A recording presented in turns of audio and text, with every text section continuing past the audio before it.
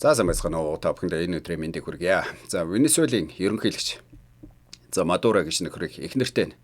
За бүр их орноос нь за тэгээ бүр нийслэлээс нь за бүр нөгөө ерөнхийлөгчийн ордноос нь за тэгээ шинэ оноо тэмдэглэчихэд за ингээд нөгөө жинхэнэ нөгөө дулаан хүнжилтэд дугжирч байхад нь одоо ингээд өөрийнх нь үнэнч хамгаалагч одоо бүр нөгөө нэг агаараас хамгаалах систем бүхмийн бэлэн болгочоод байхад нь за Америкийн нэгдсэн улс гэж тусгай одоо Дельта гэж цэргийн тусгай ажиллагаа явуулаад за ерөөсө 3 цагийн дотор за Мадурог ингээ их нэртэй байга газараас нь бариад Америкт аваад ирсэн. За ихэнх нь бол за аваад ирсэн, баривчилсан, за зарим нь бол зүгээр хулгайлцсан гэд. За ямар ч үсэн өнөөдөр авчираад Нью-Йоркийн шүүхээр оруулж байна.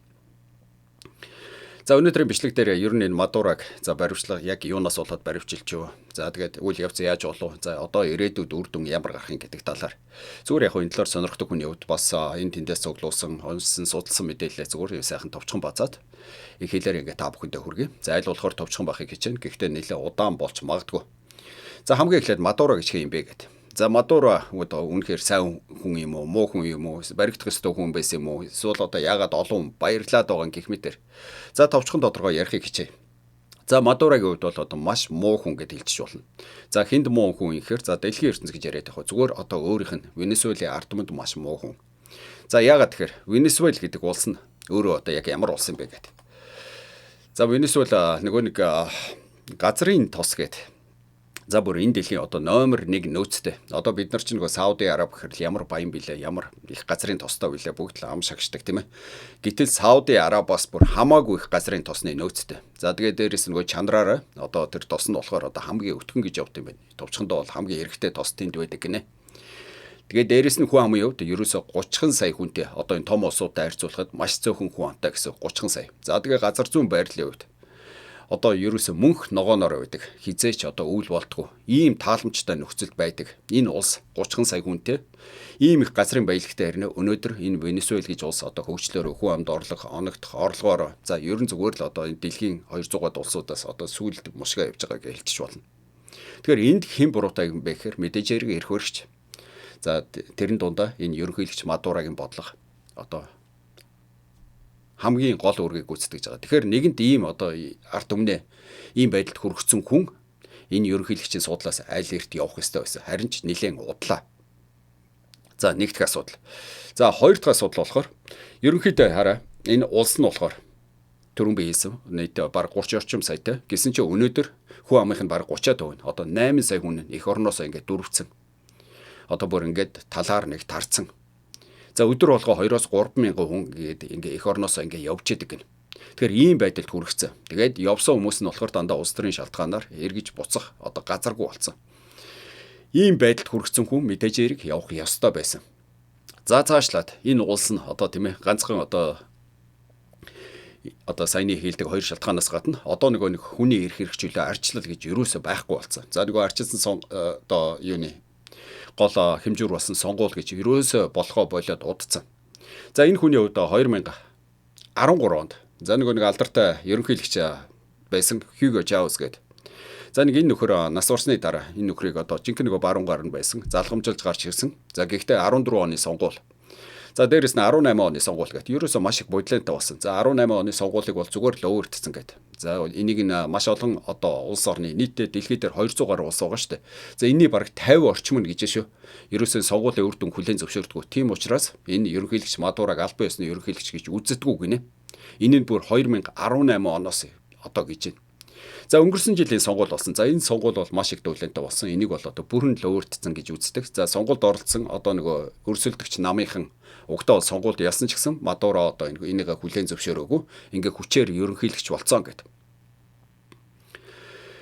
За дээрэс нь одоо энэ дээр маш олон ингээ мапада асуудлууд байгаа. Ер нь бол одоо ингээд маш олон хүмүүс хэлээд байдаг. За Венесуелийн энэ уруудах шалтгаан нь болохоор ерөөсөө нөгөө баялгаас болсон. За энэ баялгаа хамгийн гол нь төрн авцснаас болоод. За нөгөө гадаадынхны хөөгөөд гаргацснаас болоод гэдэг. За энэс болоод одоо ингээд Венесуел улс уруудцсан гэдэг. За гэтэл яг угтаа бол бас тийм биш л юм байна. За жишээлх юм бол Одоо энэ Голланд гэдэг нэг улс байж байгаа. Бас газрын баялагаараа тэргүүлдэг. За энэ газрын баялагын бараг 70-80% нь одоо төрийн өмчт компаниуд эзэмшдэг. За дээрээс нь Сауди Араб гэдэг одоо хаант засаглалтай улс байж байгаа. За энэ улс одоо бүр энэ газрын баялаг бүр төрний ялгаагүй ингээ бүр 100% эзэмшдэг. Гэсэн ч гэсэн өнөөдөр ингээ Голланд одоо юу гэдэг Сауди Араб энэ хөгжлөөр ингээ сайхан тэргүүлээд хүн ам ингээ сайхан жаргалтай сайхан амьдарч байна. Тэгэхээр эндээс ингээд харангууд одоо юу гэдэг энэ газрын баялагийг одоо улс төрийн өмч болгосноор улс сүрцэнгүй бас л нэг тийм өрөөсгөл юм болчиход байгаа байхгүй. За гэтэл Венесуэл яасан гэхээр нөгөө гадаадын хөрөнгө оруулагчтай бүгдийг хөөж гаргаад за тэгээ нэг газрын баялаг инээ тэрээг одоо бүрэн төрдөө авсан жигсэн энэ дээр ингээ алдаа гарч эхэлсэн байгаа. Яасан гэхээр төрийн өмчөд авсныхаа дараа нөгөө нэг тэр үед газрын тосны үн ингээ маш өндөр одоо зах зээлээ одоо маш өндөр болоод эхлэнгүүт яасан гэхээр ерөөсө халамжийг одоо бүр зөв баруун солгоогүй цацаж эхэлсэн. Халамжийг одоо бүр хязгааргүй цацаж эхэлсэн.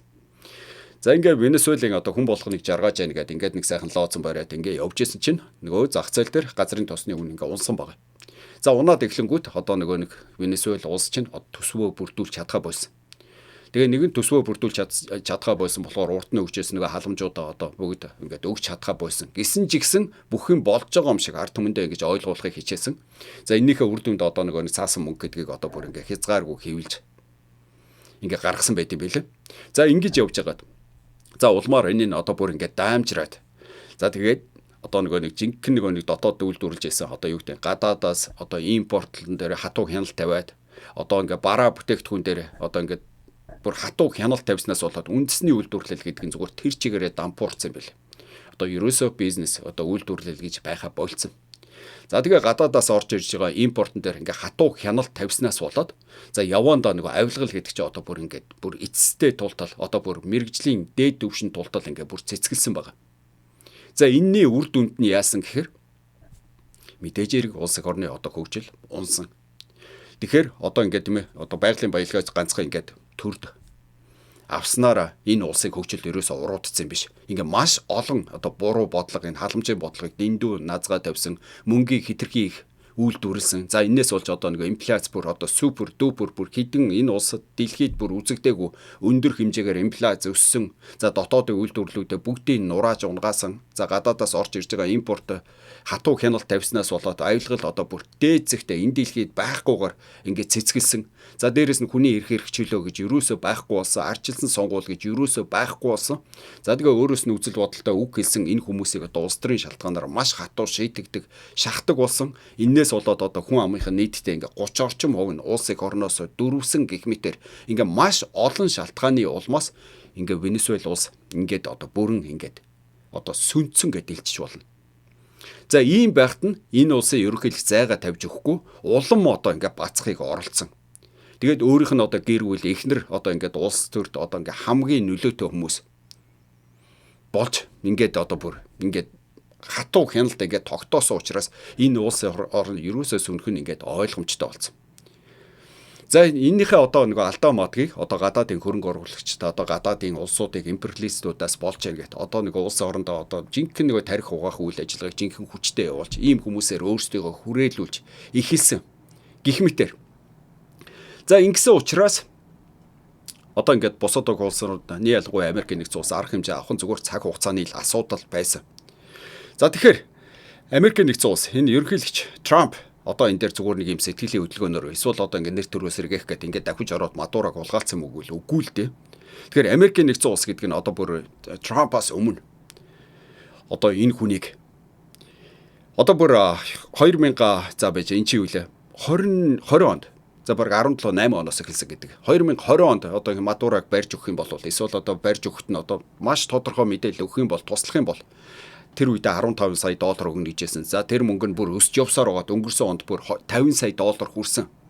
Гэх мэтэр. Тэгэхээр энэ ингээд Америкийн нэгдсэн улсын одоо сүүлийн одоо баг 5 10 жилийн ингээд бодлого үргэлжилж явж байгаад өнөөдөр одоо ингээд биелээ очно гэдээ ингээ хэлчих болно. Тэгэхээр энэ бол ингээ ганцхан Трампаас биш. Одоо Трампын өмнөх ерөнхийлөгчнөр ерөөсөө л ингээд болохгүй байсан учраас энэ дээр ингээ анхааруулга өгөөл яваад байсан байгаа. За тэгээд саяхнаас юу болсон гэхээр та нарыг бүгдээрээ мэдж байгаа бох. Нөгөө Венесуэлийн одоо хамгийн нөгөө хил дээр нь ойролцоо. За нөгөө далаа дээр нөгөө нэг хар тамхи мансууруулах бодисыг Америкийн нэгдсэн улс руу зөөж яах гэдэг шалтгаанаар нөгөө завь устгаж эхэлсэн. За дээрээс нь цэргийн хүчтэн дээр төвлөрүүлж эхэлсэн. Тэгээд энэ бүгд нь юу гэсэн үг юм гэхээр ерөөсөө л Америкийн нэгдсэн улс одоо Венесуелийн эсрэг ингээд цэргийн үйл ажиллагаа явуулах нь зүгээр цаг хугацааны л асуудал байсан. Ерөнхийдөө бол маш ойртсон байна гэдг нь ингээд тодорхой болж байсан. За энийг Венесуелийн өөрсдөө бүгд мэдчихсэн. За тийм ч учраас нөгөө агаараас хамгаалах бүх системээ бүгд бэлэн байдалд байлгаж ирсэн. За гисэн ч гэсэн цэргийн үйл ажиллагаа явуулаад жиг нөгөө ид шидийн гэмээр ерөөсөө 3 цагийн дотор Америкийн нэгдсэн улс нийтдээ 100 сая доллар зарцуулсан гэж энэ үйл ажиллагаа явуулахад. За ихэнх хүмүүс энэ бол 3 цагийн цэргийн үйл ажиллагаа юм шиг боловч яг үнэндээ бол энийг 2025 оны 8 сараас эхэлж бэлтгэсэн гэж шүү. За тэгээ яг нөгөө газар дээр нь одоо нөгөө Венесуэлд одоо бүр нөгөө одоо тагнуулууд гэдээ хэлчих юм уу юу гэдэг цэргийн үйл ажиллагаа явуулж байсан юм байна. За Мадурогийн хөдөлгөөн эргэн тойрныг бүр банк хянаж байсан юм байна. За Мадурогийн бүр хамгийн ойрын одоо тэр засаг захиргаанд нь нөгөө мэдээлэгчүүд байрлуулж байсан юм байна. За дээрэс нь нөгөө нэг одоо агаараас хамгаалах систем тэр цэргийн инээ тэрэд нь янз бүрийн оролцоо хүртэл ингээд байсан юм байна. Тэгэхээр ингээд маш удаан үргэлж ирсэн. Тийм учраас нөгөө Америкийн нэгдсэн улсын ерөнхийлөгч хэлэхдээ маш өргөн хүрээний цэргийн үйл ажиллагаа гэдэг. Тэгээ энийг бол нөгөө өргөн хүрээний ихээр нэг юм хідэн онгоц явуулаад эсвэл 3 цагийн дотор бодоо болгоцсон гэж. Гэхдээ яг тэр өргөн гэдэг утга нь одоо маш их бэлтгэгдсэн. Сүүлийн хэдэн жил ажилласан. За сүүлийн хэдэн сарын дотор бол одоо маш мэрэгжлийн өндөр түвшинд маш олон хүнийг амарсан, маш их мөнгө хайсан ийм үйл ажиллагаа болсон учраас ийм цэргийн одоо бүр маш өргөн хүрээний үйл ажиллагаа болсон гэж хэлсэн гэдэг. Энэ дээр одоо ингээ мэрэгжлийн хүмүүс за ингээ судлаач нар ингээ ярьж байна. За ингээд Мадурог ингээ барих гад Америкийн нэгдсэн улс ингээ явсан байж. За энэ дээр нь гисэн чинь нэг Венесуэл гэж улс нь болохоор ингээ агаараас хамгаалах гэдэг. За нэг нь жинхэнэ одоо хамгийн сүүлийн үеийн тоног төхөөрөмжүүд гэдэг. За энэ дэлхийд хамгийн гайхамшигтай гэдэг байгаа Оросууд за нэг хятадын одоо агаараас хамгаалах системүүдийг уг нь бол одоо худалдаад авцсан. За энийг бол худалдаж аваад газрын тосоор төлж ирсэн. Бүгд инсталл хийсэн. Энэ бэлэн байдалд байсан. За гисэн ч гэсэн энэ ингээ ажиллаагүй. За тэгээ маш олон хүмүүс нөгөө Оросын тоног төхөөрөмж, Хятадын тоног төхөөрөмж ингээ хуучирсан байна. Ер шал хэрэггүй юм байна гэдэг. За угтаа бол бас тийм биш л юм байна. Тэгээ яагаад тэгэхээр ерөнхийдөө бол яагаад энэ ажиллааг үнэхээр ямар нэгэн байдлаар нөгөө түрүү хэлсэн урд нь ингээ бэлтгэх үйл ажиллагаа явуулж байсан учраас магадгүй тэр цэргийн үйл ажиллагаа юу гэдэг тэр тоног төхөөрөмжийг ажилгүй болгох эсвэл одоо тэр хүмүүс нь янз бүрийн ахуул махуул өгсөн ч юм уу. За ямар ч л байсан тэр нь бол одоо яг ажиллаагүй гэдгийг нь ингээ батлах хүн байхгүй. Тэгэхээр ямар нэгэн байдлаар урднаас бэлтгэгдээд яг тэр цаг үеэр ажиллагаагүй болох одоо иймэрхүү байсныг ч одоо бүр хинч бэнтэ үгүйсгэж чадахгүй. Тэгээ ийм л юм болсон. За тэгээд хамгийн гол нь нөгөө нисдэг тэргүүд оруулахын тулд эхлээд тэр одоо нэг агаараас хамгаалах тэр бүх системүүд нь ажилгүй болох ёстой юм байна. Тэгэхээр ажилгүй болгосны дараа тэрийг одоо устгасны дараа ингээд нөгөө нисдэг тэргүүд нь ордог. Одоо тэр нөгөө ерөнхийлөгч ордон руу явах чинь нисдэг цэргүүд явж байгаа шүү дээ. Тэгэхээр тэдний аюулгүй байдлыг хангахын тулд хамгийн эхлээд тэр агаараас хамгаалах систем гэдэг нь ажилгүй болох. За гисэн чинь энийг нь одоо нэг Америкийн F-35 гэдэг. За эднэр бол ингээд бүрэн устгацсан, бүрэн ажилгүй болгоцсон гэж байгаа боловч за миний бодлоор бол мэдгүй радрын системийг нь эхлээд бүр ажилгүй болгох нь баг эртнээс төлөвлөгдсөн байсан баг гэж. За бодоод байгаа. За гэхдээ бас нөгөө талаар магадгүй энэ одоо үнэхээр ажиллаагүй байж болно. За ягаад тэгэхээр нэг Оросын нэг одоо хамгийн сүүлийн агаараас хамгаалах системүүд гэдэг байгаа шүү дээ. За энэ нь бол одоо нэг Украин дээр бол одоо нэг маш олон үед ажиллаагүй. За жишээлх юм бол одоо Украинаас ирж байгаа одоо нэг юу янз бүрийн пүүжингууд, за өндөр хурдтай дронууд, за нисч ирээд одоо Оросын хамгийн одоо эмзэг цэргийн байгууламж одоо янз бүрийн цохилт өгөхөд тэрийг нь одоо илрүүлж чадаагүй. Тэгээд энэ нь бол одоо ингээд саяхны баг хэдхэн хоногийн өмнө сарын. Тэгэхээр Оросын тэр defense system гэдэг ерөнхийдөө тэр агаараас хамгаалах систем нь магадгүй ажилдгүй юм байна гэсэн.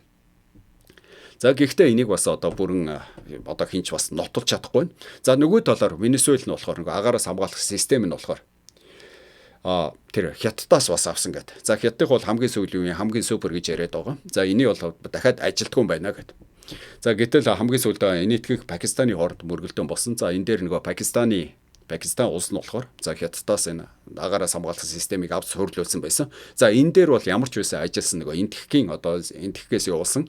За тэр aircraft-ыг бол ямар ч байсан илрүүлсэн, устгасан. Гэхдээ 100% бол ажиллаж чадаагүй ч гэсэн тодорхой хэмжээнд устгасан байна. Тэгэхээр яг тэр системийн дээр Каракас одоо Венесуэлд байсан ч гэсэн дахиад ажиллаж чадаагүй. За дээрэс нь Израиль гэж улс одоо Ираны эсрэг, Иракийн эсрэг ингээ пуужин илгээхэд за нэг Оросын дахиад air defense буюу одоо агаараас хамгаалах системийг одоо ингээ бүрэн тонголцсон байсан ч гэсэн тэр нь ажиллаагүй гэх мэтэр. За тэгээ эндээс ингээ юу харж байгаа нөхөр ямар ч байсан тэр агаараа хамгаалах систем гэдэг ингээ байдгийн байна. За тэрийг нь Америкийн нэгдсэн улс ямар ч байсан сая Мадураг барихаас өмнө одоо устгацсан юм уу, төрүүлээд устгацсан юм уу, эсвэл яг тэрэн дээрээ тэр F35 нь яг одоо ингээ байгаа оноод устгацсан юм уу, эсвэл тэр нь ерөөсөө ажиллаагүй юм уу. За ямар ч л байсан тэр системүүд нь ерөөсөө ажиллаагүй. Тэгээд очоод ерөнхийлөгчийн ордон дээр нисдэг тэргүүдээ буулгаад за дээрэс нь одоо үнэ удлаад бөөмөд ямар ч байсан сүүлийн нэг 4-5 сар бэлтгэхдээ одоо яг нэг Мадурагийн ордон гэдэг тэр ордныг нь бүр яг байснаар ингээд Америкийн нэгдсэн улсад ингээд хаач юм нэг газар ингээд бариад тэгээд тэн дээр нь цэргийн одоо нэг дадлаг сургууль гэдгийг бүр ингээд хэдэн одоо 100 мянган удаа хийсэн гэж байна. Тэгснийхээ үр дүнд очиж энэ цэргийн үйл ажиллагааг явуулсан. Тэгээд дээрэс нь Америкуудын хэлж байгаагаар нэг ширхэгч одоо Америкийн цэрэг амнасаа алдаагүй. За гэхдээ ямар ч байсан нэг баривчлах үед одоо буудалцсан болоод Америкийн нэг нисдэг тэргийг ингээд одоо буудсан боловч за энэ нь яг нэг суманд оногдсон ч гэсэн ерөнхийдөө жоохон хэмхэрсэн ч гэсэн за гэхдээ нэг нисгэд саад учруулаагүй. Тэгэхээр энэ бол одоо тодорхой хэмжээнд ингээ доошоо унсан ч гэсэн одоо буцаад ингээ босоод ингээ нисээ явцсан гинэ. За гэсэн чинь нөгөө талаас ямар хохиролтой вэ гэхээр за нөгөө Венесуэлийн талаас за яг одоогийн байдлаар бол нөгөө Куб гэж улс нь одоо бүүмэд яагаад юм ямар ч байсан Венесуэлийн ерөнхийлөгчийн хамгаалтын албан одоо хамгийн ойрын хамгаалтын албан Кубуд байдаг гэж байна. Тэгээ энэ Кубээс одоо нийтдээ хамгаалтын ажил хийжсэн 38 хүн ингээд нас орсон гэсэн. За Венесуэлийн талаас нийтдээ хэдэн хүн нас орсон. Одоогоор ингээд тодорхой биш вэ. За энэ талаар ямар ч байсан мэдээлэл өгөөгүй. Тэгэхээр Америкийн талаас нэг ч хүн үхээгүй. Харин нөгөө талаас бол ингээд тодорхой хэмжээний хүмүүс өгсөн. За дээрэс нь одоо иргэний болон цэргийн за зарим хүмүүсийн ярьж байгаагаар бол Нисконгосны буудлын дээр хүртэл ингээд цохилт өгсөн гэдэг. За Венесуэл дээр бол тодорхой хэмжээний ямар ч байсан цохилтыг бол өгөөд тэгээд авах ёстой хүнээ ерөөсө 3 цагийн дотор ингээд аваад яваад өгсөн байна. За нэг ийм ингээд болжээ. Тэгээд Америк нийтдээ энэ дээр ингээд 100 сая доллар ингээд зарцуулсан гэдэг. За тэгээ энэ дээр ингээд маш олон үйл явдал ингээд давхцсан. За тухайлах юм бол яг тэр өдөр нь яг тэр баримтчлагаас нь 4 цагийн өмнө за Хятадын бүр хамгийн одоо дээд өндөр албан тушаал ингээд дипломатууд очиж ингээд өндөр хэмжээний уулзалт хийсэн байгаа. Ерөөсөө 4 цагийн өмнө.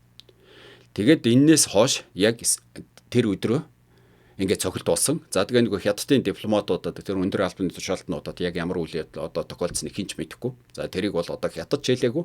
За Хятад ерөнхийдөө энэ талаар ерөн зүгээр хариулт үзүүлэхдээ маш удаан байдаг гинэ. Тэгээ энэ нь одоо юу хэлсэн гэхээр ерөнхийдөө бас Хятадыг одоо бас нэг одоо юу гэдэм байга байранд тавьсан гэсэн нэг иймэрхүү юм болсон бас энийг бас нэг зарим хүмүүс болохоор зүгээр тохиолдлын хэрэг байсан гэж байгаа боловч зарим хүмүүсийн ярьж байгаагаар энэ бол ингээд төлөвлөсөн байсан гэдэг. За ягаад тэгэхээр Хятад одоо нөгөө хэдийгээр тагнуулын албатай ч гэсэн яг тэр өдөр ингээд цохилт өгөх гэж байна. За энэ Венесуэлийн ерөнхийлөгчийг барих гэж байна гэдгийг одоо Хятадын тагнуулын алба мдээгүй байна гэдэг. Тэгэхээр ерөнхийдөө одоо уг нь бол одоо Хятад бол одоо Америкийн бараг л юу хийж байгааг энэ уг нь бол мэдж байгаа л гэдэг. Одоо тагнуул хамгийн өндөр түвшинд байгаа л гэдэг. Гэтэл тим юм байдгүй маа гэдгийг нь бас нэг үзүүлсэн тим үйл ажиллагаа сануулсан юм болсон юм а гэх мэтэр. За бөөмөд. Тэгээд дээрэс нь Хятадын тэр одоо нөгөө хийж байгаа хамгийн сүүлийн үеийн одоо тэр нэг агаараас хамгаалах систем нь бол яг үнэндээ бол ажилдгүй маа хог юм а гэдгийг зөвхөн үзүүлж харуулахын тулд ингээд ийм цохилт болсон юм а гэх мэтэр. За ингээд ерөөсөө маш олон ингээд одоо бүр одоо юу гэдэг ийм одоо мэдээлэл маш олон хүмүүс ингээд маш олон талаас нь ингээд ярьж байна. За барьсны дараа Америкийн нэгдсэн улсын ерөнхийлөгч за нэг defense minister гэдэг одоо дотоодыг хамгаалах гэдэг одоо бүр сүүлдээ нэг дайны яам болоод за энэ ерөнхий нарийн бичгийн дарга Хексайд гэдэг. За ерөнхийдөө нэг Америкийн нэгдсэн улсын төрийн нарийн бичгийн дарга за дээд ерөнхийлөгч нар маш олон хүмүүс гарч байгаад нэг хэвлэл мэдээлэлд ярилцлага өгсөн л дөө. За тэрэн донд Америкийн нэгдсэн улсын ерөнхийлөгч нэг Мадураг за Венесуэлийн ерөнхийлөгч Мадураг барих шалтгаанууд хэлсэн. Ямар шалтгааны улмаас. За гэсэн чинь энэ дээр хэлж байгаа юм нь болохоор ерөнхийдөө энэ нөхөр болохоор нэг хар тамхины одоо бүрэн 8 одоо тэрэнд одоо юу гэдэг баг map тэрэнд одоо маш голлох үүрэгтэй ордог. За дээрэс нь тэр авчирж байгаа тэр хар тамхи мансууруулах бодсон. За маш олон Америкчуудыг амь насанд хүрсэн гэдэг нэг том шалтгааныг хэлсэн. За гэтэл энийг нь одоо бараг л хэлж дуусаа байж тал энэ бол ерөөсөө шалтгаан биш ээ. Энэ ерөөсөө тэрний үндсэн шалтгаан биш ээ гэдэг. За маш олон тайлбарууд гарч ирж байна. За ягаад тэгэхээр энэ Венесуэл гэж улс нь өөрөө ерөнхийдөө тэр хар тамхи За одоо үйлдвэрлэх тэн дээр бол одоо Америкт одоо юу гэдэг дэлхийн харт амхны зах зээлийн ерөөсөө тийм тодорхой том хувийг эзэлдэг юм байна. Тэгэхээр энэ дэлхийн улсууд хаанаас харт амх хийж байгаа, хаашаа хинд яаж зарж байгаа гэдгийг бүгд л мэдчихэл байгаа л да. За тэгэхээр энэ Венесуэл улс нь тэр харт амхныхаа тэр хүчин чадлаар бол ерөөсөө тийм нэг анхаарал татгаар улс биш юм байна. Нэгдүгээрт. За хоёрдугаарт тэр нөгөө оруулж ирсэн тэр харт амх нь нөгөө Америкчуудыг алаад байгаа гэдэг. Тэр мэтлэн дахиад худлаа гинэ. Тэгэхээр ягаад тэгэхээр Венесуэлаас орж ирж байгаа. Венесуэл ерөнхийдөө бол нэг коридор юм байна. Тэгэхээр энэ Венесуэл улсаар дамжиж тэр мансууруулах бодис нь ингээд бусад улс оронд явдаг. За гэхдээ ихэнхдээ нөгөө кокаин гэдэг нь явдаг гинэ. За гэтэл тэр кокаин бол яг хэдийгээр мансууруулах бодистой ордог ч гэсэн хүн алах төвшөнд тийм хүчтэй юм биш юм байна л да. За тэр талаар бол би мэдэхгүй. Тэгэхээр ер нь бол тэр кокаин одоо тэр Венесуэлаар орж ирж байгаа тэр мансууруулах бодисны ихэнх хүн тэр кокаин байдаг. За тэр ерөнхийлөгч Трамп хэлж байгаагаар Америкчуудыг алаад байх тийм хүчтэй юм нь ерөөсөө биш гинэ. За тэр хүчтэй юм нь болохоор тэр пентаноил гэж юм байд юм байна. За пентаноил гэлсэн ба. За тэр нь болохоор яад ихэр тэр химийн бодистой холцсон. За тэгээд тэр нь ороод ирэх юм бол жинхэнэ нэг хүн амьтныг алдаг. За тэгээд тэр пентаноилтэй тэр мансууруулах бодис нь хаана хийгдэг гэхээр ерөнхийдөө одоо нэг Америктэй хил залгаа Мексикт ингээд хийгддэг юм байна. Тэнд бол одоо жинхэнэ мапууд ингээд учрыг ингээд олд юм байна л да. За ийм босон учраас тэр саяны тэр хоёр шалтгаан дээр үндэслээд нөгөө ерөнхийлөгч Трампын хэлснээр одоо харт амхи эднэр хийгээд харт амхны мап хийгээд ингээд дамжуулаад за тэгээд тэр оруулж ирсэн харт амх нь Америкчуудыг алаад байна гэсэн. Энэ бол ерөөсөө тэр Мадурог барих үндсэн шалтгаан ерөөсөө биш юм а. Энэ бол зүгээр одоо өнгөлн даалдалт байсан юм а гэсэн. Энийг ингээд ярьж байна. За дээрэс нь Трамп одоо нэгэнт ерөнхийлөгчөнд бариад ирсэн болохоор одоо энэ ерөнхийлөгчийг дараагийн хүнийг сонгогдтол бид нар Америкчууд гинэ. Энэ улсыг удирдна гэж байна. Тэгээ энэ одоо ёстой жинхэнэ нэг дуулан тарьж байна. Ягаад тэгэхээр одоо энэ чинь тусгаар тогтносон улс. Тэгтэл одоо Америк энэ улсыг одоо ингээ удирдах юм уу? За гисэн чинь одоо ингээ нөгөө талаас эхлээд Америкийн нэгэн улсын дараагийн ерөнхийлөгчийг сонгохыг нь Америк мэднэ гэж байна. За хэнийг сонгохыг зөвшөлдсөн гэж байна. За тэгээд энэ ч одоо баг үнэн болж байгаа шиг байна. Америкийн тэр нөгөө дид ерөнхийлөгч гэдэг нэг нөхөр байгаа. Венесуэлийн эмэгтэй.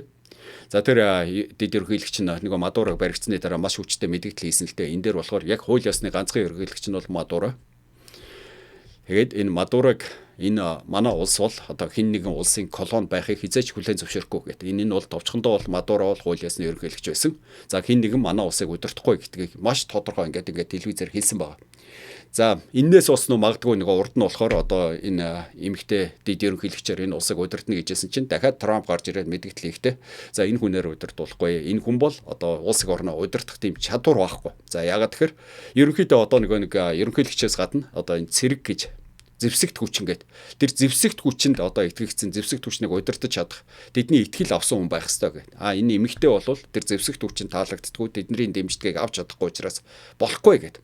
За ингээд нэг өчигдөр уржигдрахын ярьжсэн чи за өнөөдрийн авсан мэдээгээр за ямар ч байсан энэ нэмэгтэй нөгөө дараагийн засгийн газар одоо дараагийн ерөнхийлөгч томилтол одоо төр хугацааны энэ улсыг орноо удирдахаар болж байгаа юм байна. За тэгээ энэ дээр хамгийн гол юм нь болохоор Америкийн тавьсан ямар ч нөхцөлийг хүлээн зөвшөөрнө гэж байна. Ямар ч нөхцөлийг. За гэхдээ энэ нэмэгтэй өнөөдөр бидэнд өөр ямар ч сонголт байхгүй учраас энийг хүлээн зөвшөөрсөн гэсэн. За нэг ийм одоо тулгын шаардлага. Тэгээд эндээс үндэслээд юу хэлж ийн вөхөр ерөөсөө энэ дараагийн ерөнхийлөгч ямар бах за дээрээс нь хэнийг сонгох, хизээ сонгох, яаж сонгох энэ дээр ингээд Америкийн нэгдсэн улсын одоо ингээд оролцоо ингээд байх нь ингээд тодорхой болж байгаа юм шиг байна. Одоо ингээд харамсалтай байна. Гэхдээ ийм л юм өнөөдөр ингээд болж байна. За дээрээс нь нэмээд хэлэхэд тэр баримтчилахад ерөөсөө нөгөө хүмүүс хэлээд байгаа ганц жудаа буун дуу болоогүй гэд. Угтаа бол буун дуу болсон юм байна. Гэхдээ тэр буун дуунд нь яг үндэ Венесуэлчүүд оролцоогүй. За нөгөө түрүү хэлсэн нөгөө Кубас одоо Куб чинь газрын тус авдаг. За тэрнийхээ хариуд одоо ерөнхийлөгч хамгийн ойрын хамгаалтууд за тэр intelligence network гэдэг одоо янз бүрийн тэр компьютерийн сервис тэрэнд нь үйлчилгээ үзүүлдэг юм байна л дээ. Тэгэхээр тэндээс ер нь маш олон хүмүүс алагдсан юм байна. За тэгээ хамгийн гол юм Мадурог яагаад баригдчих вэ гэхээр одоо ганцхан Америкийн тагнуулын байгууллагаас гадна нөгөө түрүүн би хэлээд байсан $50 сая амлсан гэсэн. Ер нь тэр мөнгөнд худалдагдсан хүмүүс. За тэр Трамп Мадурогийн засаг захиргаанд маш ойрын сүлжээнд нь байсан ингээд тодорхой болж байгаа байхгүй. Тэгэхээр ерөнхийдөө одоо Мадурогийн хөдөлгөөн за хаашаа байна, хизээ байна, хідээс хаана байна. тэрийг ингээ ямар нэгэн байдлаар мэдээлж ийсэн ингээ тодорхой болсон учраас тэр бүх мэдээллүүдээр ингээ үндэслэгдсэн учраас ингээ Мадурог ерөөсө 3 цагийн дотор ингээ баривчилсан баг. Тэгэхээр одоо маш олон хүмүүс юу гэдгийг урагчд гэж ярьж байгаа. Зарим нь бол жинхэнэ их орончд гэж ярьж байгаа. За зарим нь бол ерөөсө хийх ёстой үүргээ хийсэн гэж бодож байгаа. Магадгүй зарим нь мөнгөнд худалдагдсан байж байгаа. За ямар ч л байсан нэг ийм ингээд одоо болоод өнгөрлөө. Үнэхээр сони юм болоод өнгөрлөө. Бүгжинч ажилласангүй. За дээрэс нь явсан чинь ингээд Венесуэлууд нь одоо ингээд мэдгүй маш олон хүмүүс баярлж जैन дотоод гадаадгүй одоо ингээд Чикагод ч юм уу одоо ингээд Америкт ирсэн маш олон ингээд Венесуэлчүүд ингээд баярлаад энд ингээд гараад ингээд цугларч जैन. За мэдээж эрэг маш олон хүмүүс ууралж байгаа бох эцээ хүртэл тэмцэнэ гэж байгаа бох.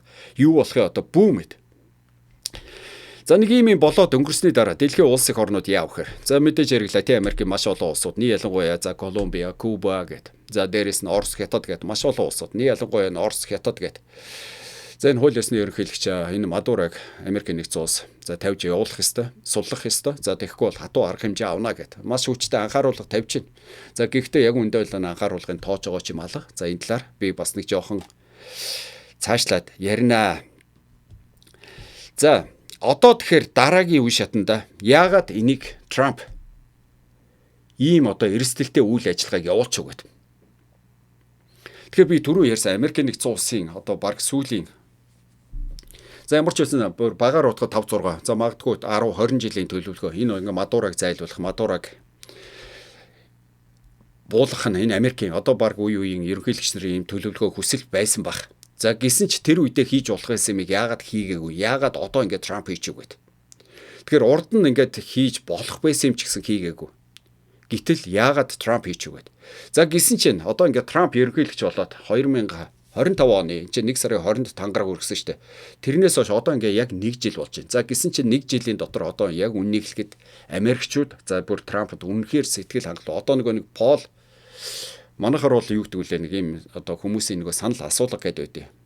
Энэ ерөнхийлөгчийн явуулж байгаа үйл ажиллагаанд сэтгэл хангалуун байна уу, бус байна уу гэдэг. За гэтэл одоо нэг Трампын сэтгэл хангалуун бус байна гэсэн энэ одоо түүхэнд байгаагүйгээр одоо Трампын нэр хүнд ингээд унсан. Ерөнхийдөө Америкчууд маш их дургу байгаа. За ингээд энэ маш олон судалгаагаар ингээд гарсан. За дээрэс нь эдийн засаг ерөөсөө сайжрахгүй байгаа.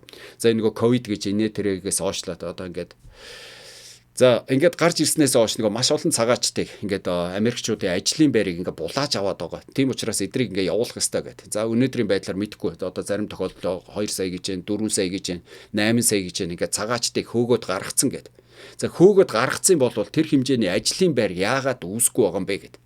За нэг ажлын байр үүсэж байгаа гэсэн чинь одоо 20 мянга 30 мянга гэдэг. Үнэхээр одоо тэр цагаачд ингээд Америкчуудын ажлын байрыг булаагаад байсан бол одоо ингээд хэдэн саяар нь хөөгд гаргацсан байхад яагаад ажлын байр үүсдэг юм гэдэг. Тэгэхээр эдийн засаг ерөөсөө сэрэхгүй, ажлын байр ерөөсөө сайжрахгүй. За дээрэс нэг Эпштейн гэдэг нэг одоо нэг тэр бумтан саяхан шоронд нас орсон. За тэрэн дээр одоо маш холбоотой Трамп болон одоо Америкийн нөлөө бүхэн хүмүүс холбоотой. За тэр нэг бага насны одоо эмэгтэйчүүд хүүхдүүдийг одоо ингээд бэлгийн юунд оруулж яасан гэд. За тэр нь одоо жинхэнэ дуулан тариад байгаа. За тэгээд тэр хэргийг намжаахын тулд тэрнээс ингээд анхаарлын сарниулахын тулд за дээрэс нэг special counsel гэдэг Jack Smith гэдэг нэг хүн байгаа. Тэн дээр нэг мөрдөн шалгах үйл ажиллагаа одоо Трамптаар явуулж байсан. Тэр хүний нэг мөрдөн шалгалтын одоо энэ тэр тайлангуудаа сая нэг шинэ оны өмнө одоо Конгресст өгсөн гэд. Гэхдээ одоо ингээд ерөнхийдөө энэ Трамп болон түүний одоо администрашн удирдлагын үйл явуулж байгаа үйл ажиллагаа ерөөсөө ингээд Америкчуудад таалагдахгүй, үр дүнгээ өгөхгүй. Ямар нэгэн байдлаар ирээдүй харагдахгүй. Дээрээс нь одоо нэг скандал гэдэг энэ Эпштейн одоо янз бүрийн иймэрхүү асуудлууд ингээд гарч ирээд энийг ингээд нийтэд ил болгоно гэчихэд одоо болтол ил болохгүй байгаа зэрэг нь ингээд маш олон хүмүүст ингээд таалагдахгүй ингээд дуулан шууган болоод энийг одоо ямар нэгэн байдлаар ингээд хүчээр дарахын тулд эсвэл анхаарал сарниулахын тулд одоо ингээд Трамп ингээд нэг цэргийн үйл ажиллагаа явуулаад байна гэдэг. Ингэж ярьсан хүмүүс ингээд маш их байна. За ерөнхийдөө ингээд нэг дайн байлдаан хийхээр одоо энэ тийм дайн байлдаа хийхээр тэр дайн байлдаанд ялсан одоо амжилт байгуулсан тэр ерөнхийлөгчийн нэр хүнд ингээд ер нь өсдөг нь ингээд олон улсын нэг ийм практик байд юм байна л да. Тэгэхээр ингээд болж байгаа ингээд болохгүй байгаа асуудлуудыг дарахын тулд гэдэг. Дээрээс нөгөө нэг та нар ингээд санаж байгаа бол нэг тарифын дайн гэдэг нэг юм ингээд нэг сүртэй явуулсан. Тэр тарифын дайнасаа болоод ингээд баахан мөнгө олоод ингээд Америкчууд одоо бүр сүултээ мөнгөнийхөө учрыг олохоо байна гэсэн чинь за одоо баг ингээд энэ тариф нь хууль ёсны одоо ингээд ерөнхийлөгч нэг эрх мэдлээ давуулсан болж байгаа шиг байна. За энэ нь ингээд дээд шүүхтэр очсон байж байгаа. Тэгээд энэ тарифасийн дайнаас болоод одоо ерөнхийдөө юу гэдэг урд нэг 100 төгрөгийн бараа орж ирээд нөгөө татвараа 10 төгрөг төлөө 110 төгрөгөөр Америкчууд авдаг байсан бол одоо нөгөө тариф нь ингээ 20%, 30%, 50% одоо бүр хятадтай чинь 130% өсөөд Америкчүүдийн нэг худалдаа авах чадвар улам уудаад бараа ингээд улам өсөд байгаа. Тэгээ энэ нь ингээ одоо болтоо сайжрахгүй. За дээрээс нэг Америкчүүдийн амьдрал ингээ айгүй хэцүү байхад одоо ингээ Трамп гэдэг нь энд тэнд яваад одоо нэг хамгийн сүүлд Кувейтээс үлээ очоод маш үнэтэй онгоц ингээд бэлгэнд аваад за дээрээс нөгөө цагаан ордны хажууд одоо бүр хэдэн 100 сая доллараар нөгөө боолрум гэдэг одоо маш том нөгөө нэг юм том заал одоо нөгөө хүлээ авалт хийх юм заал маал бариад тэрэндээ ингээ маш их анхаарлаа төвлөрүүлээд гих мэтэр ерөөсөө хийж байгаа үйл ажиллагаа нь ингээд нэг таалагдахгүй болгонгууд энийг одоо ямар нэгэн байдлаар баллуурдах гэж анхаарлыг сарниулах гэж ийм цэргийн үйл ажиллагаа явуулж байгаа гэдэг. Ингээ маш олон хүмүүс яриад байгаа. Тэгээ цэргийн үйл ажиллагаа нь амжилттай болгонгууд тэрийг явуулж байсан тэр ерөнхийлөгч нарын нэр хүнд ингээ маш өсдөг гинэ. Тэгэхээр тийм л юмны хойноос ингээ зориод байгаа гэдэг. Тэгээ угтаа бол энэ Трамп нөгөө сонгуульд гарч ирэхдээ одоо ингээ өмнөх ерөнхийлөгч нар ингээ дайн хийгээд Америкийн эдийн засгийг сүхрүүлээд байна. Энэ дайн байлдаанаас Америкийг татаж гаргана гэсэн хэрнээ одоо бараг л 1 жилийн дотор одоо бүр хаана одоо дөнгөж өнгөрсөн 7 хоногт гэхэд Нигерия гэдэг улсад тэгээ тэр нь болохоор ерөөсөө христийн шашинтай улсуудыг шахаад гадуурхаад байна. Тийм учраас гээд очоод ингээд цэргийн цохилт өгцөн. За Иранд очоод нөгөө нэг атомын бөмбөг одоо юу илээ тэр нь ингээд баг боловсруулаад эцсийн үе шатанда орчоод байна гээд. Тэгээ тэрийг нь очоод ингээд дахиад ингээд бөмбөгтцэн. За тэгээ одоо ингээд сая ингээд Венесуэл руу ороод ингээд бас дахиад ингээд бөмбөгтөөд ерөнхийлөгч нарыг нь бариад ирцэн гих мэтэр. За энийг ингээд дуусаагүй байж л одоо ингээд дараагийн улсуудыг ингээд одоо бүр занал хийлээ. За дээрээс нөгөө нэг Америкийн нэгдсэн улсны энэ Панамын одоо сувг гэдэг. Энэ Панамын сувгийг эргүүлж авах ёстой. Энийг бол Америкчүүдийн хөрөнгөөр. Тэгэхээр энэ бол Америкчүүдийн өмч байх ёстой гэдэг. За дээрээс нь нөгөө Денмаркийн одоо нэг хэсэг болсон нөгөө Гринланд гэж улс нь одоо нөгөө ховор элементээр маш одоо бүр стратеги маш чухал учраас энэ Гринландыг ямар ч тохиолдолд Америк авах ёстой гэдэг. Тэгээ дээрэс нь одоо юу гэдэг нь Канада улс нь одоо Америкийн 51 дахь мууж байх ёстой гэдэг. Эдрийг ингээд бүгдийг ингээд Америк авах ёстой гэдэг. Ингээд ийм яриад одоо ингээд дараагийн улсуудад анхааруулга өгөөд энийг ингээд хүлээн зөвшөөрөхгүй байх юм бол ингэн шүү, тэгин шүү гэдэг. Ийм ингээд үйл ажиллагаа ингээд явуулаад ингээд. За энэ бүхэн нь болохоор ерөөсөө энэ Трампын одоо нэг олон нийтийн анхаарлыг тэр нөгөө болохгүй бүтэхгүй байгаа юмнасаа ингээд зайлуулах гэсэн нэг ийм л оролдлого л гээл ингээд маш олон хүмүүс үзээд ингээд яриад байна. За тэгээ цаашдаа одоо юу болохыг ингээд харъя. За яриа минь одоо нэлээд удаан болоод эхэллээ. За гэхдээ одоо үнэхээр бас ингээд ярихгүй болохгүй байна. Бас сонирхож байгаа хүмүүс байх юм бол за үргэлжлүүлээ сонсоорой гэж хүсье. Дээрээс нь бас хууц юм сайхан дагаад өгөөрэй гэж хүсье. За цаашлаад ярихад одоо энэ үйл ажиллагаа нэг юм хоёр төвшөнд одоо бүр ингээд жинхэнэ одоо асуудал үүсгээд тавьчлаа. За нэгдүгüүрт одоо юу юм гэхээр нэг олон улсын хууль дүрм гэдэг нэг юм байж байгаа. Тэгэхээр энэ олон улсын хууль дүрм нь яадаг юм гэхээр улс их орон хууль дүрмтэй байдаг ч гэсэн олон улсын дүр одоо дэлхийн 1-2 дугаар дангад одоо маш их хохирсон дэлхийд даяараа хохирсны дараа за 1953 онд гэдэг үлээ Америкийн ерөнхийлөгч Эйзенхауэр гэж нэг гарч ирэнгүүтээ за ерөөсөө энэ дэлхийн улс их орнууд хоорондоо нэг юм тохиролцсон хууль дүрмтэй байх хэрэгтэй байна. За тэгээ энэний үндсэн гол шалтгаан нь болохоор улс их орны нэг тусгаар тогтнол гэдэг. Одоо тусгаар тогтнол хаалтшгүй дархан байдлыг ингээд одоо ерөөсөө хүчтэй улс нь би танаа улсаас энийг авмаар байна. Тийм учраас дайрж ийн гэдгийг зогсоохын тулд ийм олон улсын хууль. За тэгээ тэрэн дотроо ингээд нэгдсэн үндэсний байгууллага гэж байгууллагыг байгуулад за энэний түүн ингээд Нью-Йоркд.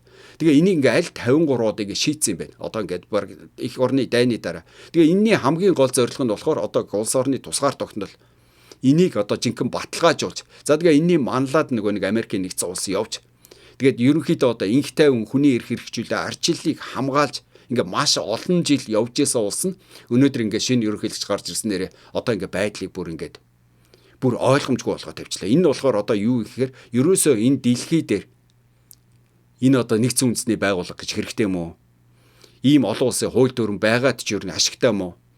Одоо тэгээд яг ингээ бодтойгоор ингээ хүчтэй хүчгүйгээ ингээ бариад эхэлчлээ. Одоо энэ байдал ингээ цаашдаа үргэлжлэх юм уу? Тэгээд ингэхэд тохиолдолд улс их орнууд өөрсдийгөө одоо хамгаалахын тулд яах ёстой? Цөмийн зэвсэгтэй бүгд болох ёстой мó? Зэвсгэлээр хөөцөлдөх ёстой мó гэд. Ингээ олон улсын төвшөнд ингээ маш ойлгомжгүй одоо жинхэнэ эдрээтэй байдал ингээ үүсгээ тавьчлаа.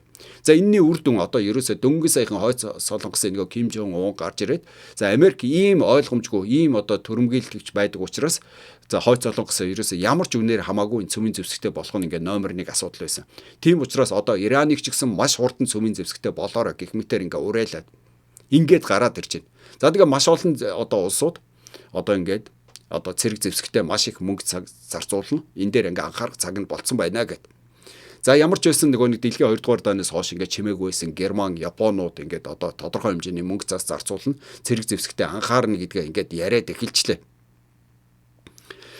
Тэгэхээр энэ бол одоо ингээ олон улсын төвшөнд одоо үнэхээр одоо болохгүй. Дээрээс нь нэг Америкийн одоо ерөнхийлөгч Буш байх үедээ одоо жишээлх юм бол нэг Ирак, Кувейтийн хооронд ингээд одоо бүр асуудал үүсээд Ирак одоо Иран Кувейт руу дайрна гэж яхад та нар ингээ Кувейтийг авч болохгүй гэдэг улсын тусгаар тогтнолыг ингээд дайрч болохгүй гэдэг энийг ингээ зогсоож исэн.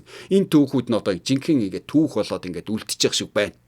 Тэгэхээр иймэрхүү асуудал ингээ одоо болж байгаа учраас энэ олон улсын төвшөнд одоо бүүмэд одоо бүр үнэхээр эргэлзээтэй байдал ингээд үүсгээд. Тэгээд энэ олон улсын одоо гэрээ хилцээр ингээд ямар нэгэн байдлаар тусгаар тогтнолд халдаж болохгүй гэдэг. Энд одоо нэг мэдээж хэрэг дэлхийд дээр баг 200-аад улс байгаа ч гэсэн энэ дотор дургуй улсууд байсан юм. За тухайлх юм бол Орос гэж улс. За энд бол үнэхээр одоо дургуй. Ялангуяа Путин одоо түүний удирдлага, түүний одоо засаг захиргаа. Тэгэхээр энэ засаг захиргаа яасан гэхээр ерөөсөө нэг хуучин одоо зөвлөлт холбоот улс гэж байсан одоо тэр хүрээг буцаа сэргэх. За тэнд байсан улсуудыг буцааж нэгтгэх.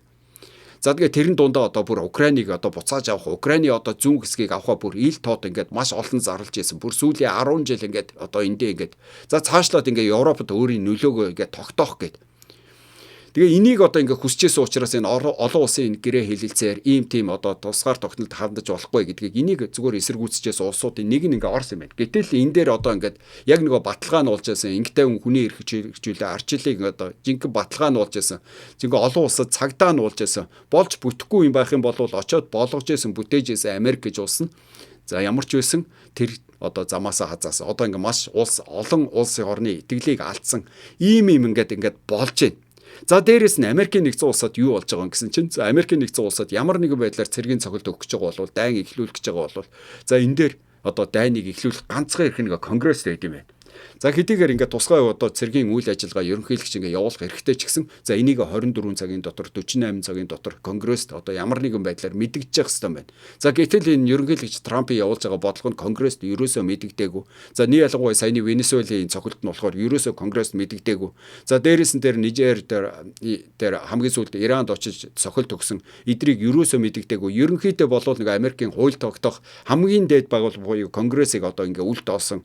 Тэгээ ийм байдал одоо ингээд бүр ингээд даймжирчлаа. Тэгээд энэ нь ингээд Америк дотроо одоо ингээд бид нар чи одоо жинхэнэ нэг авторитар эсвэл одоо бүр ийм одоо дэглэм тогтож байгаа юм уу? Конгресс гэж юу н байх ёстой юм уу? Одоо ингээд цаашлаад ингээд Америкийн нэгдсэн улс ингээд Панам, одоо Гренланд, одоо юу илээ? Дээрээс нь одоо Канада гэд.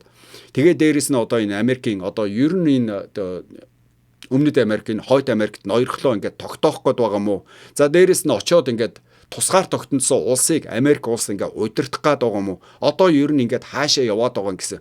Ийм одоо бүр ингээд Америк дотор хүртэл ингээд одоо бүр үйл ойлголцол жинхэнэ одоо ингээд бүр ингээд балаа юм одоо ингээд үүсчээд байна. За тэгээд одоо энээс ингээд болоод одоо юу болох юм гэхээр ерөнхийдөө хараа. Энийг зарим хүмүүсийн хэлж байгаагаар энэ бол одоо ерөөсөө нэг ийм одоо нэг ийм геополитикийн асуудал болоо явчлаа. Тэгээ. За геополитик дотроо яг юу яриад байна вэ гэхээр ерөөсөө хүчтэй улсууд нь одоо энэ дэлхийг ноёрхно гэдэг. Тэгэхээр ерөнхийдөө болвол энэ Хятад, Орос, энэ Америк гэдэг энэ урд нь ингээ ярьцсан байсан гэсэн хүмүүс хүртэл ингээ маш их байна. Тэгээ юу ярьсан гэхээр ерөөсөө тэр Оросын тэр Украин аав тэр буцаага тэр зөвлөлт холбоот улсад багтжсэн тэр улсуудаа аав энэ дээр одоо Америкийн нэгдсэн улс ямар ч баталгаа хийхгүй, ямар ч үйл ажиллагаа явуулахгүй. За Хятад тэр Тайван, Майван аав за тэр өөрийнхөө тэр Азад ноёрхлоо тогтоо. За хариуд нь Америкийн нэгдсэн улс одоо энэ Гренланд юу гэдэг, Канада, эсвэл энэ Панамын суваг, эсвэл энэ Венесуэл, эсвэл энэ Өмнөд Америкт ингээд одоо ноёрхлоо тогтоогоод энэ одоо бүс нутгийг одоо бүрэн эзэмшин хянана гэсэн ийм тохироо одоо ингээд хийгдсэн байсан гэх мэтэр. За нэг иймэрхүү одоо ингээд одоо бүр үйл одоо бүүмэд одоо юу болоод байгаа нэг иймэрхүү юм ингээ байж байна. За одоо ингээд Америкийн нэгдсэн улс одоо Венесуэлыг ингэчлээ. Одоо ингээд зорилго нь яах гэж байгаа гэсэн чинь. За ерөнхийдөө одоо хүмүүсийн хэлж байгаа нөгөө газрын тус, за дээрэс нь одоо дэглэмийг өөрчлөх. За түрүү хэлээд байсан нөгөө Мадураг одоо яриад байсан шүү дээ. Нөгөө Мадураг Америкт харт амиг авчирсан учраас тэрнээс нь болоод ингээ маш олон хүмүүс ингээд өгж байгаа учраас гэд.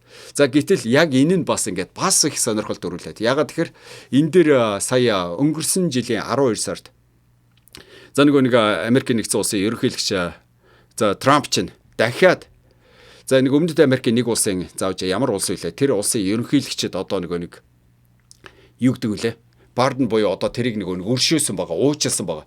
Тэгээд энэ ерөнхийлөгч нь яасан гэхээр Америкийн нэгдсэн улсын шүүхээр нийтдээ 45 жилийн ингээ ял авсан. Тэгээ энэ яасан гэхээр жинхэнэ нэг одоо 400 тонн кокаин гэж байгаа шүү дээ. Тэрийг одоо жинхэнэ зохион байгуулалттайгаар бүр ингээд Америкийн нэгдсэн улс руу оруулсан. Тэгээд эндээ ингээд бүр ингээд одоо бүр ингээд энэ ингээ шүүхээр ороод ингээ батлагдсан ийм нөхрийг аваачаад ингээд сая 25 оны 45 жил ял авсан хүнийг Трамп ч өөрөө уучлал үзүүлээ сулалцсан байхгүй. Тэгэхээр үүнхээр одоо энэ кокаиныг ингээд 400 тонноор нь авчирсан энэ ингээд Америкчуудыг алаад байгаа юм бол энэ ийм үнэхээр чухал одоо ингээд үнэхээр Венесуэлийн тэр авчрах ийм одоо бүр зайлшгүй шаардлага байсан бол яагаад энэ хүнээс сулалцсан гэдэг асуудал. Тэгэхээр яг эндээс ингээд харангуут ерөөсөө л тэр саяны тэр Мадураг авчирдаг бол яг тэр одоо яг хийж байгаа тэр нь бол ерөөсөө үндсэн шалтгаан биш болоод байгаа байхгүй. За тэгэхээр үндсэн шалтгаан одоо цаашлаад юу юм гэхээр нөгөө газрын тус гэдэг. За маш олон хүмүүс ерөөсөө газрын тус авах гээд байгаа. Газрын тус нөгөө Америкийн одоо жинхэнэ нөгөө сая Трампын нөгөө сонгуульд одоо хэдэн биллион тэрбумаар нь зарсан нөгөө Америкийн үндэсний компаниуд одоо жинхэнэ тэр хамгийн баячууд нь тэнд очиж ноёрхлоо тогтоох гээд байгаа. За гэтэл бас олон хүмүүс ярьж байгаа энэ газрын тус бол ерөөсөө асуудал биш. Газрын тусыг тэр тойрсон систем гэдэг нь за тэн дээр хяналт тогтоох нь хамгийн чухал асуудал гэдэг. Тэгэхээр тэр систем дээр хяналт тогтоох нь хин гэхээр тэр баячууд одоо тэр Америкийн үндэсний компаниуд бол зөвхөн тэр газрын тусыг л ашиглах гээд байгаа. Тэдний тэр сонирхол тэндээс л мөнгө авах гээд байгаа. Тэн дээр л мөнгө хийх гээд байгаа. За гэтэл яг нөгөө систем дээр нь хэн хяналт тогтоох гээд байгаа гэхээр энэ дээр Америкийн нэгдсэн улс. Тэгэхээр энэ бол тэгээ Америкийн нэгдсэн улсын ерөөсөө нэг одоо бодлого байсан маа гэж ярьж байгаа хүмүүс маш их байгаа даа байхгүй. Тэгэхээр энэ дээр яаж тогтоох гээд байгаа гэхээр ерөнхийдөө энэ газрын тусыг за газрын тусыг хэн олборлох уу? Хэн зарах уу? За хэнд зарах уу? За хизээ зарах уу? Ямар үнээр зарах уу? За ямар төлбөрийн хэрэгслэр одоо доллар ашиглах юм уу, юан ашиглах юм уу, евро ашиглах юм уу гэх мэтэр. Энийг ингээ бүгдийг хянжээдэг. Энийг ингээ хянахыг одоо ингээ систем гэдэг. Тэгэхээр энийг ингээд энэ дээр ноёрхол тогтоох нь хамгийн чухал. За тухайлх юм бол нөгөө Иракт орсон. Одоо Ирак чинь бол нөгөө нэг дайн эхлэхээс Саддам Хүсэнийг авахаас өмнө нөгөө Иракийн газрын тусыг одоо еврогоор арилжна гэд. За энэний дараа нөгөө нэг дайн болсон Буш ингээд дайн явуулсан. За нөгөө цөмийн зэвсэг үйлдвэрлэж нинэ тэрэг шалтгаан тавиад орсон. За гэтэл цөмийн зэвсэг нь олдоогүй. За гисэн ч гэсэн энэний дараанаас эхлээд нөгөө Иракийн одоо газрын тусыг Америкийн доллараар худалдаж эхэлсэн. Тэгээ доллар ч одоо петродоллар гэдэг ингээд нэрлэгдсэн. Тэгэхээр одоо ингээд доллараар ингээд тэр газрын тусыг худалдаж гин гэдэг нь хэн худалдаж авч гин, хэн зарж гин, хизээ зарж гин, хідээр зарж гин, хэр ихийг зарж гин. За тэгээд энэ дээр бүрэн хяналт тавьж байгаа байхгүй. Тэгэхээр ерөнхийдөө бол одоо нөгөө нэг өөх ёстой хүмүүстэй бол сайхан гожуур эксгээд өгнө. За жоохон боох ёстой хүмүүсээ жоохон багасгаад өгнө гэх мэтэр бүрэн ингээ хяналт тогтоож байна. Дээрээс нөгөө нэг долларынхаа хөрвөх чадварыг ингээ нэмэгдүүлж байна. Тэгэхээр энэ ингээ яг Венесуэл дээр ингээ давтагдж байна гэд. Тэгэхээр эндээс ингээ яа давтагдж байгаа гэхээр нөгөө түрүүн би ярьсан 2000 за баг 17 18 оноос эхлээд за энэ дээр чинь нэг Америкийн нэгдсэн улс Венесуэлд ингээ хориг тавьсан. За яг тэр оныг нь би тодорхой сарахгүй тэр хориг тавьсан байсан. За тэр хориг тавьсан гэдэг нь ерөөсөө Венесуэлд ямар ч үйл ажиллагаа явуулахгүй. Америкийн бүх компаниуд гараа явуулдаг гэсэн үг. За гисэн чи Венесуэл яад гэхээр ардлын алга гэдэг байгаа. Ардлын алга нь гэхээр одоо Иран, Орос одоо Хятадтай нийлээд ерөөсөө тэдний мөнгөөр газрын тусуудаа ингээ зарж эхэлсэн. Тэгэхээр энэ яасан гэхээр Америкийн нэгдсэн улсын хяналтаас гарч эхэлж байгаа байхгүй. Хин зарж гин, хизээ зарж гин, хинд зарж гин, ямар үнээр зарж гин, хааш нь зарж гин гэдэг дээр Америк ямар ч хяналтгүй болоод эхэлсэн. Дээрээс нь нөгөө өөрсдийнх нь төлбөрийн хэрэгсэл долларыг ашиглахаа болоод эхлэхээр нөгөө мэдээж эрийг эдийн засгт нь орж ирэх нөлөө ингээ багасаад эхэлсэн. Тэгэхээр ийм учраас яаж ийм вэхээр Америкийн нэгдсэн улс энэ дээр орж байгаа. Тэгэхээр орж ийн гэхээр нөгөө систем тэрийг удирдахаас гадна хамгийн гол нь энэ дээр гол тоглох чигээд байгаа хяттыг Хятадыг ямар нэгэн байдлаар арын хаалгаар ингээ бизнес их Хятадын өөрийн мөнгөөр бизнес их энэ үйл явдлага ингээ зогсоож өөрөөр хэлэх юм бол энэ дээр жинхэнэ бодов тоглолт болж байгаа гол шалтгаан бол ерөөсөө Хятадтай хийж байгаа тэмцэл юм а гэсэн. Нэг ийм санаа оноо ингээд одоо би бол ерөөсөө эргэн тойроо ингээ хүмүүсийн ярьж байгаа бүгдийг ингээд хамаад базаад ингээд та бүхэндээ ингээ ярьж байгаа байхгүй. Тэгэхээр та нар өөрсдөө ингээ сайхан дүгнэлтээ гэдэг яг үнэхээр ийм юм болоод ингэж байгаа юм бол одоо бүр энэ талын энэ санаа оноог ингээд аваад үзээрэй. Тэгээд яг одоо өнөөдрийн байдлаар хэрв ингээд Америк ингээд Венесуэл руу довтолцож байгаа юм бол Америк Панамыг авчих юм бол Америк Гренландыг авчих юм бол Америк Канадыг авчих юм бол за Хятад гэдэг бол одоо хүссэн газар юун Тайван, Майван одоо эргэн тойрны улс магадгүй Монгол руу ч гэсэн зүгээр л хүссэн үедээ ороод энэ дээр нөгөө жинхэнэ цагдаа болж байсан энэ дээр жинхэнэ нөгөө хамгаалж байсан одоо улс орны тусгаар тогтнол энийг баталгаажуулж байсан олон улсын байгууллагууд одоо тэрний гол цагдаа болж байсан Америкийн нэгдсэн улс нэгэнт өөрөө ингээд ажиллахгүй учраас одоо ийм байдал ингээд үүсчихэж байгаа байхгүй. Цаашлаад Орос одоо Украиныг авна, урд нөгөө зүйл толгойд улсын нөлөөнд байсан улсуудыг авна. За цаашлаад ингээд Европ руу дайрна. За ингээд сая нөгөө Америкийн Оросын дид ерөнхийлөгч Медведев гарч ирээд одоо ингээд гадаад байдаг улсуудын ерөнхийлөгчийг нь очоод авчиж болдсон бол тэр Германы канцлерыг авмаар байна гэх мэтэр ингээд маш олон ингээд асуудлууд ингээд үүсэж байна. За одоо ингээд Америкийн нэгдсэн улс хараа ер нь яагаад ингээд нэг хориг тавьсан шалтгаанаа нэг юу яасан байхгүй ер нь нэг хүний эрхийг ингээд зөрчөөд байна. За ингээд бүр ингээд мапччаад байна. Энэ сонгуул ерөөсө болохоо болчоод байна. За дээрэс нөгөө Хятад Оростой дэндүү ойр байгаад байна. За Хятадаас ингээд юу илээ нөгөө 60 тэрбумын зээл авчаад байна. Тэгээд тэр 60 тэрбумын зээлээ ингээд буцаагаад газрын тосоор ингээд төлнө гэдэг ингээд гэрээ хилцээр хийцэн байна гэх мэтэр. Тэгээд энэ дээр ингээд ийм болоод байгаа учраас энийг ингээд зохицуулмаар байна. Тийм учраас ингээд мэдгүй эхлээд одоо ингээд Америкч энэ дээр юу тавиад ихэлсэн. Хориг тавиад ихэлсэн. Тэгээд энэ хориг тавиад ингээ хориг нь ингээд ажиллахгүй болохоор ерөөсөө ингээд нэг цэргийн хүчээр орох энэ асуудлыг ингээд зохицуулах цаг хугацааны л асуудал байсан. Тэгээд энийг ингээд өнөөдөр ингээд баг шинэ онд ингээд одоо биелээ олж байгаа шиг байна. За тэгэхээр одоо хараа яриа маань дэндүү удаан болоод байгаа учраас одоо ингээд Америкчуудын байдал ингээд яг ямар байна? Америкчууд яг энэ талаар ингээд юу гэж бодож байна гэдэг. Тэгэхээр одоо ингээд хараа Америкчууд мэдээж хэрэг хоёр угагдсан байгаа. За энэ дээр бол ингэх ёстой гэсэн хүмүүс ингээд одоо Трампыг бол ингээд дэмжсэн Трампын засаг захиргаа жинхэнэ зөв юм явуулж гин гэсэн юм хүмүүс зөндөө байж гин. За нөгөө талаар жинхэнэ одоо санаа зовсон. Яахаа мэдгээ байсан хүмүүс ингээд зөндөө байж гин.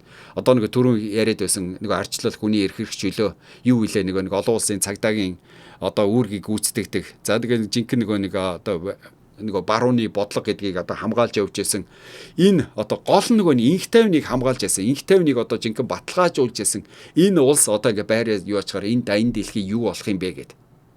Тэгээд хамгийн инээтэй нь одоо саяны конгрессийн нэг нөхөр гарч ирж байна. Нөгөө Трампыг одоо бид нар энэ Венесуэл улсыг удирдан дараагийн тэр ерөнхийлөгчийг гарч иртэл одоо хууль ёсны засаглал гарч иртэл шилжилтийн засгийн газар гарч иртэл бид нар удирдна гэдгийгсэн чи Трамп ч урд нэг казино нэг өөрөө байгуулаад тэрэнд абуурч байсан юм шүү дээ.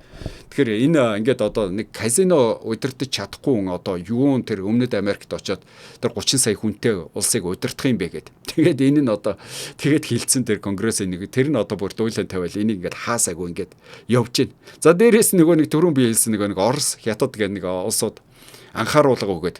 За бараг 5 жилийн өмнө ингээд хэрэг одоо Орос за Хятадын анхааруулгыг ч нэг Америкууд тоохгүй баг. За Орос гэдгээс бол хаасаг одоо манай монголчууд бол үгтлээ айдаг штэ бараг шээс нөгөө очдөг. Орос юм хэлэнгүү дагааг үйдэг хүмүүс зөндөө байгаа. За Орос хэрэг нэг сая анхааруулга өгсөн. Одоо нэг хэрэг Мадурыг суллахгүй байх юм бол жинхэнэ будаа олгоно гэд. За гисэн чи энэ дээр нэг инээтэй юм. Одоо ингээд 5 жилийн өмнө хэрэг Орос ингээд одоо Путин анхааруулга өгсөн бол магадгүй хүн болгоо сонсох байсан баг. Тэг гисэн чи одоо ингээд анхааруулга өгсөн чи яасан гэж ингээд сошиал дээр тавьж байгаа тэр ихэнх тэр комментуудыг нь уншсан чи одоо ингээд Орос ингээд Украиныч дийлэхгүй гэж одоо энэ Америкийг одоо барах уу? Чиний анхааруулга чи ажиллах уу? Одоо тэр та нарын нэг air defense гэдэг агаараас хамгаалах систем нь Украиныхаа нэмээд дроныг хүртэл ингээд илрүүлж чадахгүй гэж яг ингээд дайм боллоо гэхэд Америкийн хамгийн сүүлийн үеийн одоо ингээд Путингууд ороод ингээд илрүүлж чадах уу? Зүгээр одоо ер нь ингээд Америкт хүрч чадах уу? Юу айлах биш одоо ингээд баг нэг жоох юм явуулвал сүрчих юм биш үү гэсэн ийм одоо бүр Оросоор дайж ийсэн хүмүүсийн тоо ингээд асар их байна гэдэг ингээд бодтоо. Тэгэхээр энэ дээр юу яж нөхөр ерөнхийдөө Орос гэдэг бол зүгээр одоо нэг тийм айлгадаг сүр хүч гэдэг ойлголт нь бол баг байхгүй болсон юм биш үү. За ямар ч үсэн Америкт бол нэг одоо 100% алга болсон гэж хэлээд яг ямар ч үсэн тийм хүмүүсийн тоо бол бүр асар их нэмэгдсэн юм байна. За нөгөө талаар хятад дахиад анхааруулга хийсэн. За хятадын анхааруулгыг угаасаа доож байгаа малах. Ягаад тэгэхээр нөгөө нэг агаараас хамгаалах систем гээ. За тэрийг одоо ингээд маш олон улс дээр нөгөө Пелтни гэдэг одоо жинхэнэ нөгөө нэг амжилтгүй болцсон. Одоо хамгийн сүүлд нөгөө энэ этгийг Пакистаны юун дээр за яг ажиллах нь ажилласан ч гэсэн 100% илрүүлж чадаагүй. Энэ тхгийн нөгөө онгоцуудыг илрүүлж чадаагүй. Олонхыг устгасан ч гэсэн. За сая Венесуэл дээр бүр хамгийн сүүлийн үеийн хамгийн супер тоног төхөөрөмжүүдээ бүр ингээд Каракас гэдэг яг нөгөө нэг саяны дээр цохилт болох үедээ хотын төвд нь бүр байрлуулсан байсан байлээ шүү дээ. Тэр нь бүр ингээд бэлэн байдалд байсан гэж байгаа байхгүй. Тэгээд тэрийг одоо ингээд тэгсэн чинь тэр нь ерөөсөө ингээд ганцхан цохилтоор бүн гэдэг бодоо болцсон. Тэгэхээр ийм одоо юм хийж байгаа нөгөө Made in China гэдэг чинь энэ л байхгүй юу да гэд. Ийм хийж байгаа ийм улс одоо Америкийг анхааруулж чадах уу? Америкт одоо ингээд буцаагаад нөгөө акшн нэгээд одоо хятад чинь хэрв энэ хятад Орос хоёр чинь Мадурыг суулгахгүй байх юм бол арга хэмжээ авна гэдэг байгаа шүү дээ. Тэгэхээр ийм улсуудыг арга хэмжээ авч чадах уу гэсэн инээс хүмүүсийн тоо ингээд их байна. Тэгэхээр одоо юу гэж хэлмээр вэ? За ямар ч хэл байсныг ийм болж байна. Тэгээд одоо цаашдаа юу болохыг уг нь ярих юм их байна. Гэхдээ одоо үнэнхээр их олон мэдээлэл байгаа учраас одоо цаг бүр ингээд яваад одоо би ч уг нэг 20-30 минутанд багтаага ярьчих гэсэн чинь 30 минут 50 минут болсон ба шүү дээ.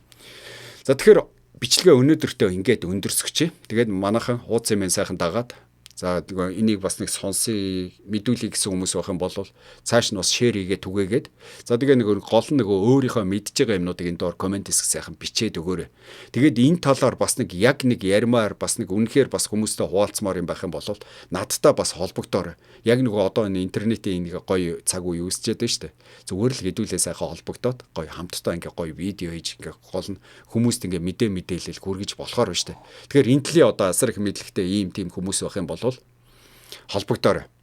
За дээрээс нөгөө нэг хилээд байгаа. Одоо Латин Америкийн ихэнх улсууд ч одоо ерөнхийдөө зүүн төнгөөд юу байгаа даа шүү дээ. Тэгэхээр энэ зүүн төнгөөд удирдсан одоо нөгөө манайхаар бол нэг моячууд гэдэг байгаа шүү дээ. Монгол ялна гэдэг. Их орон газар шороо Монголын баялаг монголчуудад байх хэвээр инээдэр гэдэг. Тэгээ энэ хүмүүс нь дандаа уг нь зүүн төнгөөд байдаг. Гэсэн чинь манай Монголд одоо Ганбаатараас өсвөлээд нөгөө Батулгаас өсвөлээд барууныхаа наамд орсон. Бүр ойлгохгүй Монгол үнэн эсрэгээр бүх юм эсрэгээр. Угтаа бол иймэрхүү юм ярьдаг ийм дандаа зүүнтөнгүүд байдаг байхгүй. Тэгээд энэ зүүнтөнгүүд удирж байгаа улсууд ингээд дампуураад байд юм үгүй л дээ. Одоо Америкт хүртэл зүүнний нам, барууны нам гэдэг. Хамгийн гол нь энэ хоёр нь ингээд солигдож байгаа үед ингээд болохгүй юм а буцаага засаад ингээд тэнцвэржүүлээд явж байгаа тэр улсыг хорл урагшаа явд юм байл л да. А үүнээс нэг нь ингээд давмгаалаад олон жилээр явсан ус ерөөсөө сүнд юм байна. Тэгэхээр яадгүй гэхээр энд чинь ингээд дандаа ингээд зүүнийх нь ингээд давмгаалдаг улсууд ерөнхийдөө одоо нэг коммунист дэглэм гээд одоо ийм диктатур гээд ингээд он удаан жил захирсан, гэр бүлээрээ захирсан, ингээд байгалийн баялагийг төрдөө авсан, ингээд хатуу хяналт тогтоосон иймэрхүү байд юм байна. Ийм улсыг оронд ингээд асуудал үүсдэг юм байна. А нөгөө талаараа жинхэнэ нөгөө нэг арчлал гээд одоо ямар нэгэн байдлаар сонгуул болдог ингээд ээлжлээд барьдаг энэ ингээд энэ хуулиар баталгааждаг улсад ямар ч ирсэн нэг ингээд даргуулалт хүрдэг юм байна. За ямар ч байсан нэг иймэрхүү байдалд ордгоо байна л гэсэн нэг. Тэгээд эцэст нь ингээд дүгнээд хэлэхэд манай Монгол улс ч гэсэн Венесуэлаас дутхгүй сайхан баялагтай, маш цөөхөн хүн амтай. Уг нь бол одоо ингээд тусгаар тогтносон улс ч гэсэн бас л бодох асуудал их байгаа шүү дээ гэсэн иймэрхүү юм их ингээд товчхон хэлж байгаа тийм ээ. За баярлалаа. Баяртай манайхаа.